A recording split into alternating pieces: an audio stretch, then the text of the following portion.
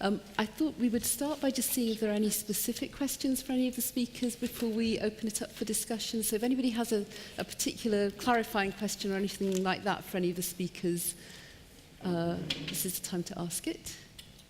Fred. Fred Dilla, American Institute of Physics. Alicia, it's for you. You only briefly mentioned your pilot with the University of Florida, and you mentioned it in regard to collaboration with Chorus. And as you know, Chorus was put together in response to the US government putting out this request that their myriad of agencies should have a public access plan. And it's still a bit of a concern that there is a myriad of public access plans with 40 different agencies.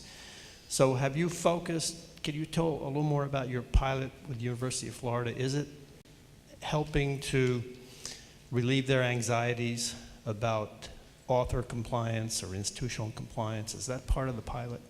That is part of the pilot. Thanks for that question, Fred. So again, I think Sabina said that the government system in Germany is complex, which it is.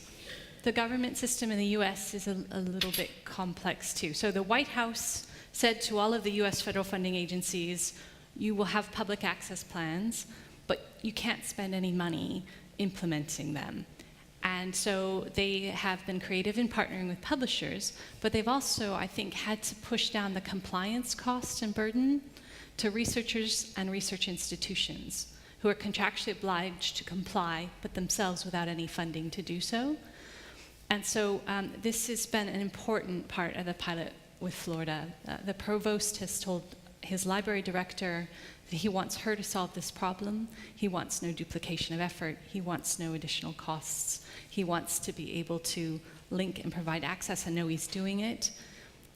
We have a shared challenge, though. Some of the US federal agencies, not all of them luckily, but some of them want, oh, bless you, want both the public access to the publisher's platform, and they still want researchers to self-archive in the agency repositories. And that will mean that the librarians have to go around and make that happen and see if it's happened. So Florida is very interested in working with publishers to sensitize agencies to the costs and what it feels like to have that compliance burden pressed down with no funding.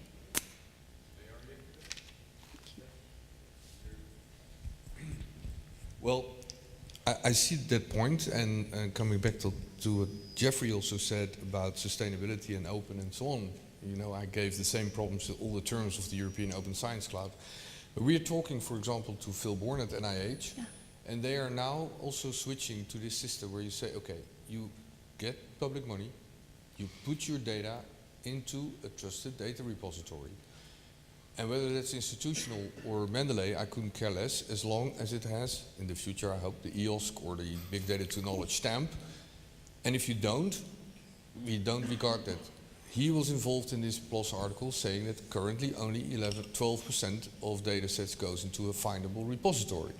So part of good data stewardship is obviously to publish your stuff in a sustainable repository. And I know that in the rules of engagement that Cameron and Geoffrey have been working on, this whole sustainability issue is a big thing. So we think in the European Science Cloud as well, but I'm going to the US soon to discuss with Phil and Chaitan and others to say, we follow one procedure here. We fund, as part and parcel of the research grant, the long-term data stewardship of fair data. So then that should solve the problem, not tomorrow, but at least we go in the right direction, I think. So I think the funders working together will be helpful for us all, because right now every funder has a different mandate or policy and the details matter. But it would be helpful if funders would also work with existing infrastructure where it exists, so there's no duplication of effort. And the second thing, just to put in a plea for this, there's also a need for competition, I think, to some extent in the infrastructure space. Who knows which of our 1,000 flowers will be the beautifulest one for researchers? And so where you're harmonizing on standards and absolutely the requirement to make data or publications accessible, think about enabling researchers to make different choices about the particular bit of infrastructure they use. Yeah, we Please. clearly have not recommended to go for 1 or 2 or whatever, but have an open market. But one suggestion, we are calling, as part of the follow-up of the high-level expert group, a funders meeting of all 28 member states and maybe some people from outside Europe to come as well in March somewhere. I think the date is something 10 or so.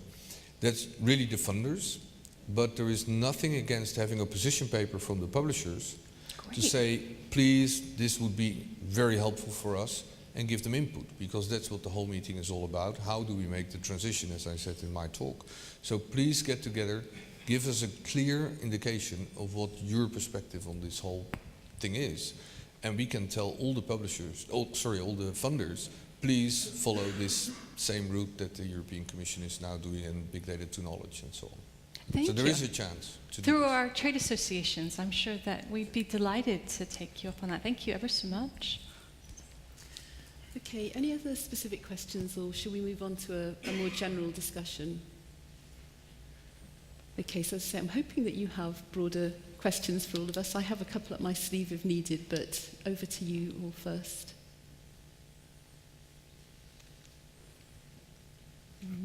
No takers? Okay. So I will kick you off with a question. Why do publishers and funders and others invest in research infrastructure, and are they investing enough or too much?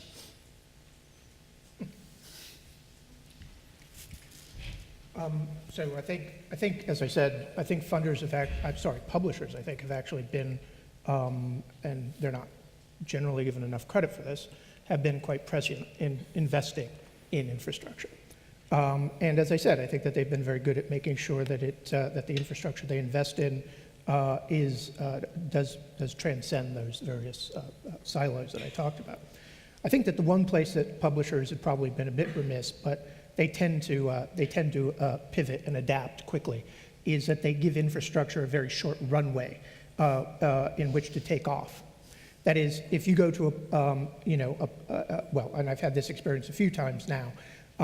If you go to a publisher, well, at least when I used to do this when I was a consultant way back when, if you went to a commercial publisher and you said, how long does it take you, or do you expect it before a journal sort of turns into the black, a new journal and a new subject that you've not done before, they'd answer things like, between 5 and 7 years. And yet I've been in a number of infrastructure projects where the expectation is that fundamental infrastructure that all publishers have to take on and implement and so on and so forth is going to basically go in the black within 3 years. And that's just, crazy. Fortunately, in each of those cases, the trajectory after 3 years was such that they realized it was going to work. And in Crossref's case, funnily enough, it was about 7 years before Crossref had firmly established itself and was sort of washing its own face. And then the publishing industry said, okay, well, Crossref is succeeding, it's happening, let's see what we can expand to, what other things can we do. But I think the biggest issue with publishers has been a short runway. I think funders, again, as I've said, have been different in that there are a large group of funders, not all, but a large group of funders who actually categorically refuse to invest in infrastructure. They just say they won't build it. I just don't understand why, because so many times I've seen them fund projects that have then had to build their own infrastructure, which then gets thrown out because they can't actually sustain it or keep it running after the project ends. And that, I think, is a tragedy. Somebody said, I forget who, well, I guess you both agreed that it would be great if funders got together, right? And perhaps realize they all have a bit of this problem, and that maybe together they could actually address the infrastructure problem. I hope that happens. And the same way that publishers have. Yeah. When I went through my slides this morning, I skipped one line. We don't fund infrastructure. And I was referring to the big machines, to the big lasers, for example, which is simply not our mission. There are different mechanisms for financing this sort of infrastructure. So when talking to funder, just make clear about which infrastructure you are talking about, and then you can you can reduce annoyance. For a slightly different take on the answer to why do publishers and funders and others invest in research infrastructure, we all know in this room how technology touches on our personal lives, and there's a whole huge, vibrant consumer market that delivers touch screens and smartwatches and whatever floats your boat. And technology has that same way of transforming and empowering research as well, but it's, in some cases, there are commercial companies that can play a role there, but oftentimes it's done through collaboration and self-investment and development, and that needs some element of funding or subsidy. And publishers, both commercial and society publishers, have always contributed to our shared infrastructure. Libraries have done so, funders have done so for a long time. And just touching back to Rafe Schimmer's talk earlier, where I think the aspiration was to take was it half of the funding out of the journal market? You do need to think rather carefully about what else you will be taking out. The content may continue to be paid for through a gold open access model, but those fees do not fund a lot of the infrastructure that actually fuels research and the innovation and development that goes into keeping pace with technology.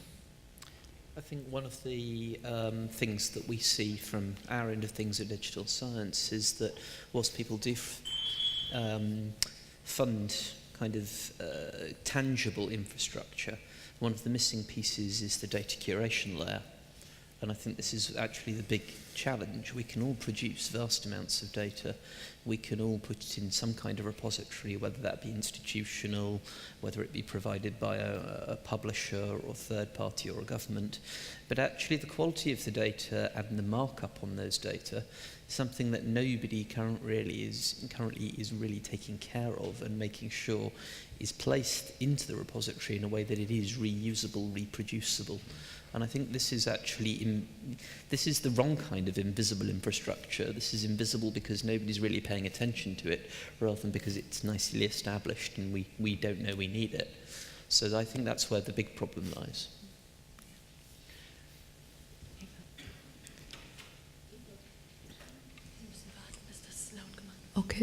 Okay, Eva Wille, Valley Visage.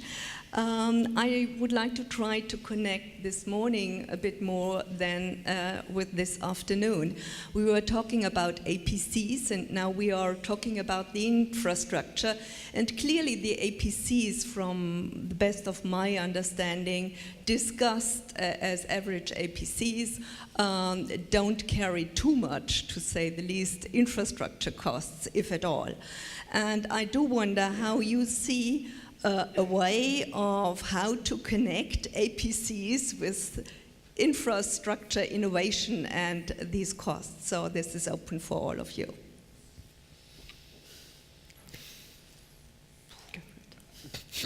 I think that would be very challenging because I mean, as we saw, infrastructure can be understood in a very broad way. So that would include a lot of stuff where I, as an author, would probably say, do I really want to pay with my APC that part of infrastructure as well? Would that be a kind of fair share of cost?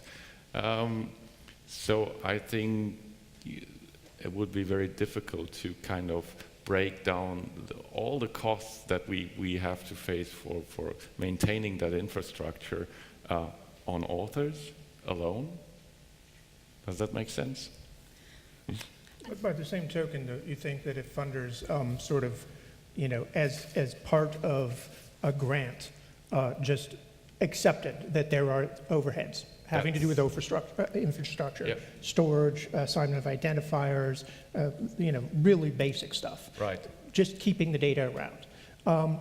If they carved off a small part and said that is dedicated to that, that's what you have to spend for each project, you don't think that that might actually, and incidentally, here are the places where you can use these credits. Don't you think that that would actually help matters? Yeah, but that would be a bit more independent from your actual traditional publication. Yeah. I mean, you might run So a project that produces massive amounts of data and it results in 1 or 2 publications. Right. Yes. And I think if you know that you will have to maintain a lot of data in your project, you can ask your funder for funds to actually fund that infrastructure, right, that you need in place. So that's the reason why I think just using APCs is probably not the right way to proceed. On the other hand, I absolutely agree that somehow we have to fund that infrastructure. Right. But, and then sort of by the same token then, a portion of the APCs, now whether you split that out or not, I think that's probably the bigger question. Clearly a portion of those APCs are going to pay for things like ORCID or Crossref or DataCite and the identifiers that underlie the publisher's ability to make sure that links work for more than 6 years and things like that. I mean, it seems to me we should at least acknowledge there's that. Whether it gets singled out or or itemized separately, I think is probably a separate discussion, and I'm not sure that that's clear at all. So these are great ideas, and to build on them, I think the other thing we could helpfully do is to not look at the current average APC, but look at the total current systemic costs, the majority of which come from subscription payments from libraries, right? Whether the gold open access figure is 12 or 15 or 17% of the market, that means more than 80% is coming from subscription payments. And so as you evolve and flip and transition to a fully gold open access world, the APCs would likely need to increase to accommodate systemic costs that are currently completely subsidized through the subscription business model. And I hear very few public discussions about trying to size that. I thought the Max Planck paper made a good start in trying to articulate some of this, but I think those total systemic costs are underestimated in that paper. Just a minute. It's a great starting point, though. Yeah, but we really have to talk about data publishing like we do article publishing. Of course, the big difference is that for an article, the big cost is up front, and once you have the article, keeping it for many years is not so expensive, relatively. You think about big data, so take one example. We did the calculation on the genome of the Netherlands, 750 families sequenced fully. Nobody budgeted for the data stewardship of that data set, which is useful for 20 years for sure. Father, mother, child. 2 million to store it for 10 years. If you download the set once and you pay Amazon cloud prices, 60,000 euros. So people have to budget for these things. We don't need to download the sets. You don't only download the variants, then it's like on your smartphone. But we have to do clever things with the data. So in data, the costs are much more in storing and keeping them reusable than in creating them in the first place. Well, or creating them in a publishable form. But very much like funders are now accepting, even requesting funding in the grant for article publishing, they are going to request that for data publishing. That's why I said this morning, become data publishers as well. And you have a huge market ahead of you of 100 billion a year. So there is opportunity, there is not risk. Yeah. Well, there Unless is you're opportunity and risk, but I would also, and I know this is going to be absolute anathema to some of you in this room, but I don't think we should be too close-minded about user-side payments potentially for data services. I worked in a digital archive for archaeology in the late 1990s, and it's continuing to go and thrive. It has a sustainable business model, but that is a package. It's got deposit funds that come from funders or grant sponsors. It's got user-side payments, but it's also got an integral publishing program as well, and journals and books that are creating a revenue stream. It's quite a mixed and interesting package, and we perhaps need to be really open-minded about these things. Any other? Yes, thank you. Yes, hello. I'd like to jump off on some of those questions and also ask the panel when you're looking at ways to fund infrastructure specifically for data, we talked a little bit about the large packages and how that's very expensive to fund and the challenges there, but there are different costs aside from storage. My specialized limited experience actually are with smaller data sizes, but rather the costs in some cases are curation. And what ways would you prioritize what to actually spend or fund for this infrastructure, or do you actually think that you need to make those prioritization decisions?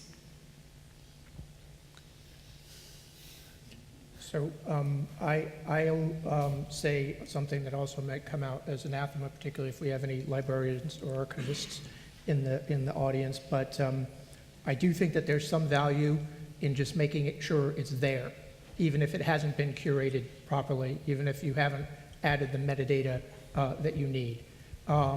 It's a bit, like, I guess to extend the metaphor, like rescue archaeology. It's like, just get it, and then later on you might be able to go back and at least add something to it. But if it's gone, it's gone. That's really it.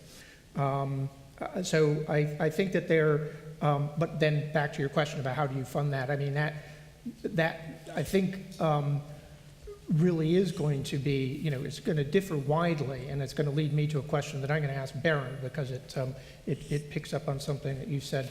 It's going to vary widely on how much curation you do, depending on the size of the data set, the amount of, the likelihood that people are going to look at any particular one record, and so on and so forth. But a question that I have, and that's always sort of, I don't know what to think about it, is that inevitably when we come to these conferences, I'll sit here and I'll hear, it's sort of like a competition between Baron and Salvatore as like who's going to produce more data, and it's just, we're going to be inundated with this stuff, and it's just huge, and it's absolutely true. I guess I've got two questions. One is how typical is that of the average researcher? Because the average researcher at the moment, at least that I know of, has trouble just sticking an Excel spreadsheet anywhere. And that's often what they're dealing with.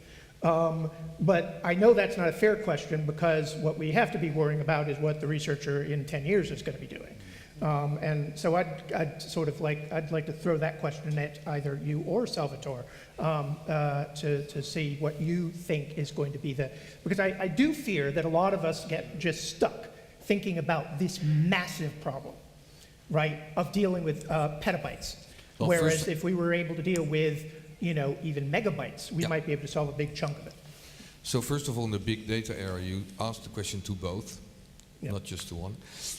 So do that. But one of the things that is very important in data, there is a whole new big data to knowledge project called CDAR, run by Stanford. Mark Musen, Carol and I are in the board, so we were there for the first visit a few weeks ago.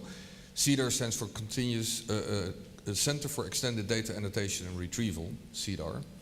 And we have clearly made a difference between, for example, the intrinsic metadata that belong to the data and just say when they were generated with what machine, blah, blah, blah.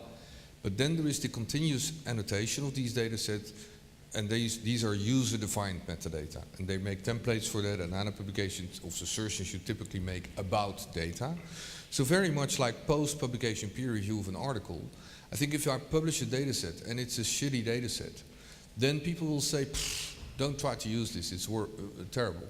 So we hope that all the important data sets, and in Elixir we make difference between core resources like UniProt and Campbell, updated, high profile, highly curated databases, and the long tail of research data.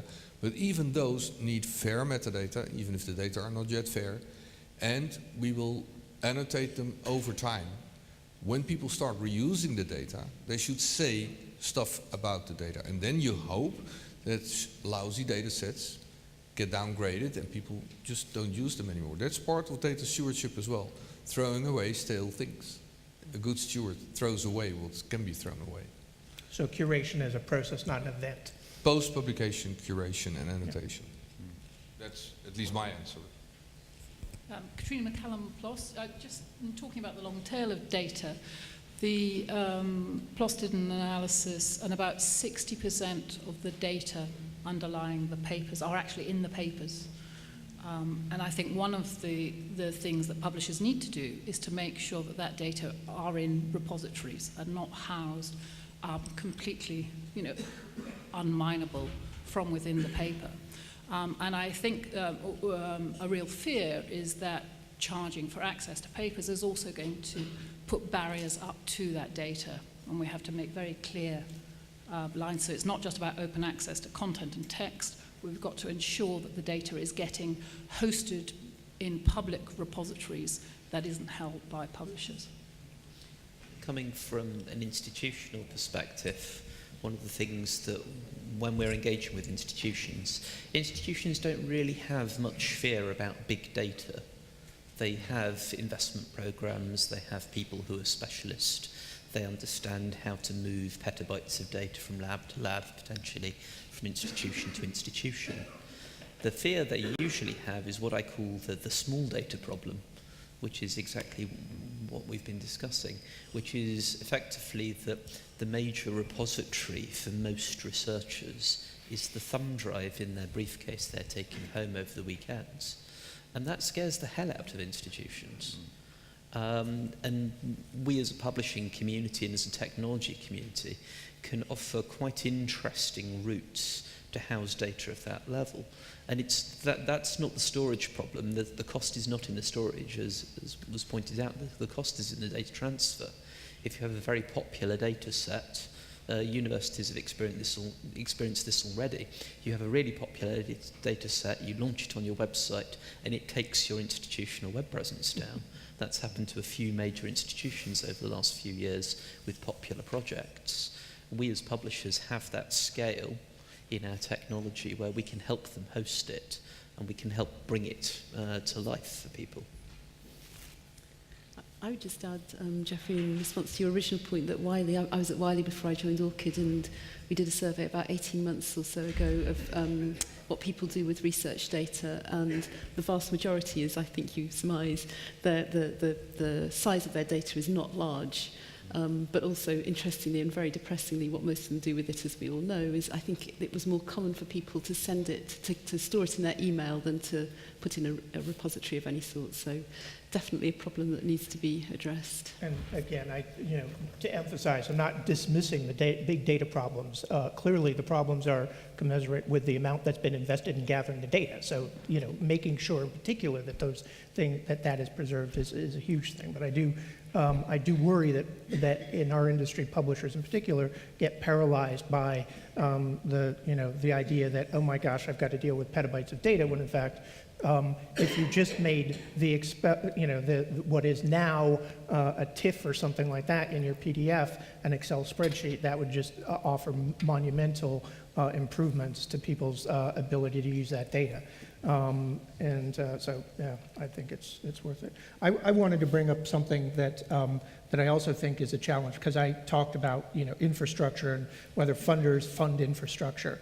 And you mentioned that you fund, that when you talk about infrastructure, you're saying you don't fund lasers or something like that. Is that right? It's interesting, and what that just reminded me of is that, of course, the word infrastructure is very slippery, right? Lasers are clearly infrastructure to your community. How many political science publishers do we have here? Is it all science? Any humanities? No? It's all scientists? Okay, fine. Well, to a political scientist, a laser is not going to be a big bit of infrastructure, right?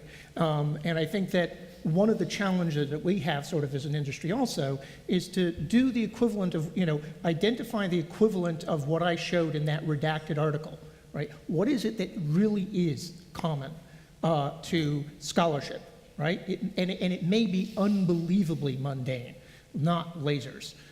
Or super colliders or anything like that. It could be as simple as storage and other things that we just, that we don't think of. But clearly, as a discipline, right? A particular discipline will have infrastructure as well that has become invisible to them. They will rely on lasers. They will think that these lasers are always going to be there, and that is an infrastructure to them. What I think we've got to do is identify this stuff at the very base and deal with that before we start moving on in the industry. So what what I have to admit to is that we do not know enough about what the scholar community wants us to do about infrastructure for data. Right. And that's the reason why we started most recently a pilot program to ask them what do you need? And we will fund about 10 or 20 pilot projects, and then we understand better what are the needs of the scientific and the scholarly community to infrastructure for data. But, Sorry. There has been a study by OCLC some years ago. I think it was published in 2010. It was, I can't remember the name completely, a slice of research, something, I can't remember. Sorry. And they actually asked researchers what are their needs. And it was very simple. It was like secure storage. It was just as you said, it's like those, yes, this is the abstract, this is the title. It's very, very basic. So I think, yes, I mean, creating new pilot projects is nice, but then again, you build infrastructure that is not persistent, that it's going away. There's an anti-pattern that I see a lot. And again, it's sort of, I'm in a weird position where I get invited to speak to, neuroscientists one day and physicists the other and chemists the other. And I'll go into one of these meetings and the chemists will sit down and they'll say, we've done a survey of all of our researchers and we've got a set of unique problems. And they will then start to describe the problems that I just heard the physicists describe 2 weeks ago, or the neuroscientists describe, a month before. And it does come down to things like, identifier storage, metadata, and things like that. And so there's a sort of an inherent misleadingness of sort of just talking to your community. And it's a challenge. I'm not exactly sure how we get beyond that except to speak in forums like this. Okay, I'm going just one sentence. I have also to admit that funders are aware that sustainability in data infrastructure is an issue. So. And I would like to close by saying two things. One is thank you all very much. The other is that I think one thing we can probably all agree on is that we need some combination between that one size doesn't fit all and one size needs to fit all that we need to come up with to resolve this issue. But thank you all very much indeed.